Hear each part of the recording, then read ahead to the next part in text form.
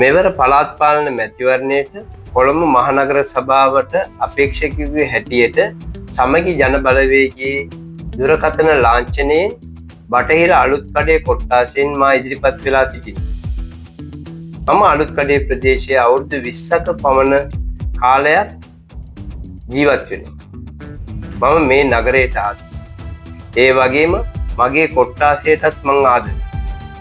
මගේ කොට්ටාසයේ ජීවත් වෙන ඒ ප්‍රදේශ වාසීන්ට අවශ්‍ය සේවය කිරීමට මා ඉදිරිපත් වෙලා සිටිනවා.